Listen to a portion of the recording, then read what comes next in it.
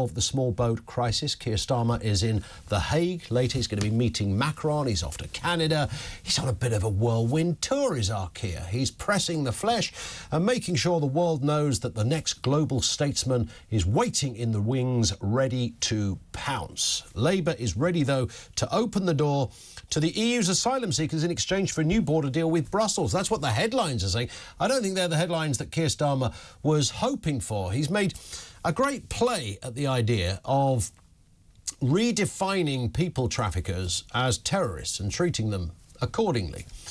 Will this change anything? Is this likely to alter the mood? Is it likely to alter the number of people who work in that criminal area of people trafficking? The answer is probably not. The reasoning behind that is that you would reasonably assume that if you could do that and catch these people, somebody would have kind of already done it. Remember, this is the might of the French intelligence, the UK intelligence, the French police, the UK police, the French border patrols, the UK border, all trying to do the same thing. And by the way, it's already highly illegal. If you're a people trafficker and you were caught red-handed, you'll go to jail for a long, long time. This is not something that's treated as a random act of I don't know, petty theft or something. This is a huge crime already, so quite what this changes, I don't know. Critics of Keir Starmer, and yes, you could say they would say this anyway, will argue that, well, actually, what about the migrant issue? What about the numbers? The tens of thousands? Isn't that where the issue truly lies? So the question that remains here, and I guess if you're a Labour Party supporter, you will see it in a very different way. Do you trust Labour on immigration? They think they can make this work, but it seems a fairly undefined plan from what we know so far. Do you trust Labour on immigration? 0344 499 1000. Let's chat on this story and others with Joe Twyman, founder of Delta Poll. Afternoon to you, Joe. Good afternoon. We've waited for a Starmer announcement. Now, there's a nice place to be in opposition because you don't have to. Often just staying silent is your best weapon, really. You can watch opposition parties and governments make all the mistakes and the errors, and you just sit there enjoying the party, as it were. But as we approach an election, of course, you need meat on the bones, and this is Starmer's probably his first announcement really on immigration, which doesn't mention much about immigrants, but it does mention a lot about people traffickers. That's right, and I think the focus is deliberate, because the issue of immigration, particularly economic immigration, is a hugely complicated one, and it's one where the public have broad themes, such as they want the numbers reduced, but they want certain people to be allowed to come here.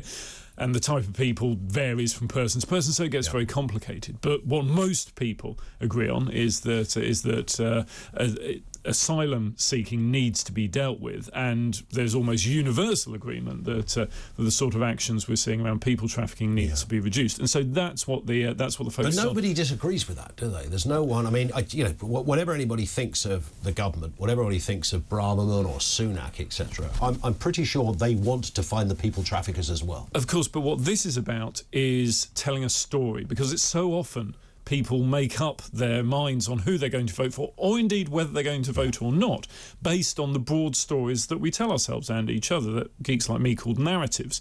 And what Keir Starmer, it strikes me, is hoping to do is tell a story that under Labour, his policy will be based on cooperation. So, by definition, then placing himself in opposition to the government, which he will see as basing a policy on exclusion. So, it'll be based on cooperation with our European friends, and therefore it will be effective, whereas the current system is ineffective. But those are what he wants. Indeed, but straight away, everybody will say, well, hang on, Keir, look, we've given, was it 480 million quid or something to the French? We've had various summits. Sunak and Macron are known to be fairly friendly. They've met up. They've had press conferences. They claim to have a record. The French claim to have a record of solving some of this. So there is already, with the country that really matters at the coalface of this story, which is France, above all others, then there is already a cooperation there. Yes, So, but I was going to just add to that, Joe, sorry, was that what people extrapolate from this now is that this is Keir getting a little close to the EU again. Yes, and that, of course, cuts both ways for him. He will want to appeal to the type of Remain-leaning Labour voter who is perhaps, if not worried, then certainly interested to know what Keir Starmer's position on Brexit, but also Europe more generally is. And so this is all about sending those messages that under a Labour government, the government, Britain as a whole, will be committed to cooperation with Europe moving forward, not just on asylum, but I'm sure we'll hear similar talk around economics and, for instance, the cost of living and how to deal with that. And often, as you well know, politics is about perception. Whatever the reality, whatever the detail, the perception of who is, really onto these big core subjects. What will come of this, I would have thought, well, the danger for Keir Starmer is that I'm thinking of those red wall seats that he really needs to hoover back up in big numbers.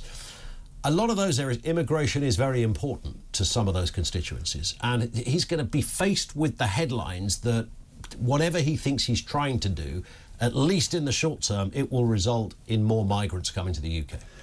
That is a reasonable point, but for many people, particularly those people in seats gained by the Conservatives at the last election, which includes the area in the so-called Red Wall, those people are concerned by some distance about the cost of living more than anything else. Now, of course, you can tie immigration, and particularly economic immigration, to the cost of living. But the fact remains there are vanishingly few people who will say, well, my mortgage payments have increased significantly, my heating bill's gone up, but thank goodness something's being done on the small boats. I'm going to support that particular party.